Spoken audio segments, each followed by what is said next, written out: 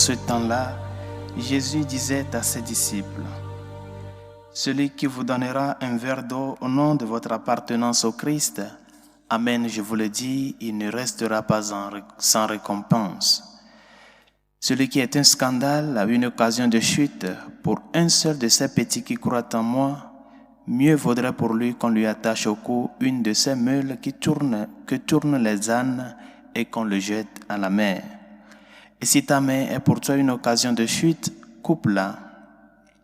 Mieux vaut pour toi entrer manchot dans la vie éternelle que de t'en aller dans la géhenne avec tes deux mains, là où le feu ne s'éteint pas. Si ton pied est pour toi une occasion de chute, coupe-le. Mieux vaut pour toi entrer estropié dans la vie éternelle que de t'en aller dans la géhenne avec tes deux pieds. Si ton œil est pour toi une occasion de chute, arrache-le. Mieux vaut pour toi entrer borgne dans le royaume de Dieu que de t'en aller dans la géhenne avec tes deux yeux, là où le ver ne meurt pas et où le feu ne s'éteint pas. Chacun sera salé au feu. C'est une bonne chose que le sel. Mais s'il cesse d'être du sel, avec quoi allez-vous le rendre de la saveur? Ayez du sel en vous-même et vivez en paix entre vous. Acclamons la parole de Dieu. Louange à toi, Seigneur Jésus. Quelle image très impressionnante, comment le Seigneur valorise une œuvre, toute petite qu'elle soit, faite à un de ses petits-enfants. Un petit verre d'eau. Et cette petite œuvre dont le Seigneur parle doit s'exprimer dans la sincérité, la conformité de la foi que nous confessons par rapport à l'acte que nous posons. Et c'est pour cela que le Seigneur insiste sur la gravité du scandale. La gravité du scandale.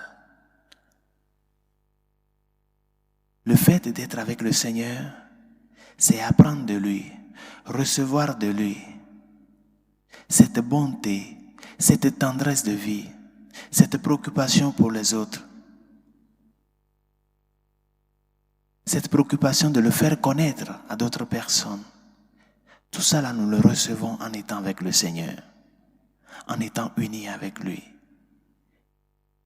Et quand nous sortons de chez lui pour pouvoir rentrer en communion avec les autres, nous devons exprimer cela dans notre vie, exprimer cela devant les hommes, arracher les âmes pour le Seigneur. C'est pour cela que le Seigneur insiste sur cela. Le scandale qui peut toutefois détruire tant d'âmes, comme aujourd'hui nous le voyons dans la vie de l'Église, dans notre société. Et que chacun se pose la question, est-ce que je suis une occasion de chute pour l'autre? Pour mon mari par exemple, quel exemple je donne? Mon épouse par exemple devant elle, quel exemple je donne? Quelle est mon attitude de vie, mon comportement? Pose-toi la question, est-ce que je suis une occasion de chute pour ces personnes qui m'entourent? C'est cet examen de conscience qui nous aide à pouvoir faire la lumière sur nous-mêmes et à pouvoir assainir les relations interhumaines. Parce que le Seigneur, une fois avec lui, nous dénomme comme celle de la terre. Et c'est pour cela que nous devons apporter cette saveur de connaître le Seigneur, cette saveur d'être avec Dieu, cette saveur de savoir que le Seigneur est avec toi, malgré les croix et les difficultés, cette saveur de porter cette espérance que tu as reçue, que tu vis avec le Seigneur, le porter à d'autres personnes, c'est à cela que nous sommes appelés. Ne pas être une occasion de chute. Ne pas être scandale pour les autres. Par conséquent, ce que je confesse de par ma bouche, je proclame de par ma bouche. Les coups de poing que je donne sur la poitrine exprimant mon regret devant le Seigneur, je dois être conforme à cela devant les hommes. C'est ça, ce petit verre d'eau que nous donnons à chacun et à ces personnes qui passent à nos côtés.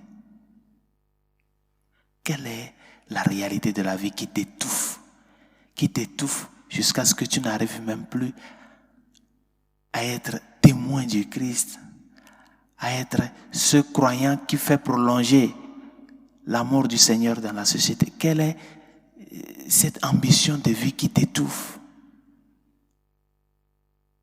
Parce que bien sûr que dans la réalité du scandale, nous sommes dans un contexte de péché. Parce que nous sommes en train de faire tomber tant d'âmes. Mais il y a d'autres choses aussi qui nous étouffent. Bien sûr qu'ils ne sont pas de péché, mais qui sont des désirs, nos ambitions, qui nous étouffent de telle manière que des fois nous n'arrivons même plus à reconnaître la valeur de celui qui est à nos côtés.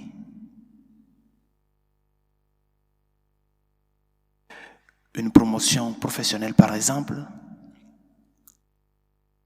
changer de carrière par exemple, et tout ça là, toutes ces ambitions, tous ces désirs que tu as, qui sont de bonnes choses, comment est-ce que tu l'amènes?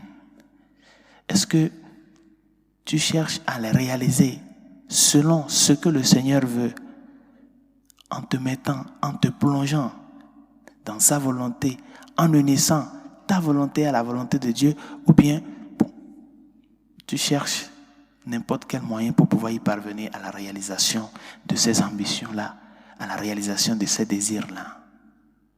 Ne sois pas scandale. Pose-toi la question. Suis-je scandale pour les autres? Cette personne qui vient à moi au jour le jour, ma façon de l'accueillir, ma façon d'être avec ces personnes qui nous entourent, est-ce que ça amène, ça interpelle à ce que ces personnes aussi puissent voir dans mon attitude de vie une manière de pouvoir proclamer le nom du Seigneur, ou bien plutôt c'est le contraire? Demandons au Seigneur de nous aider à ce que nous soyons toujours du sel qui donne de la saveur. Parce que celui qui parle du sel parle de la saveur. Et là où il y a le sel, il doit y avoir de la saveur. Apportons la saveur de connaître le Seigneur à d'autres personnes. Même si le fait de défendre notre foi doit nous compliquer notre vie, faisons-le pour le Seigneur. Il nous a dit la récompense, mais c'est à nous d'être conséquents et conformes à ce que nous avons reçu de lui et à ce dont il nous appelle à être et non à paraître dans la société de ce jour. Que sa grâce nous y aide.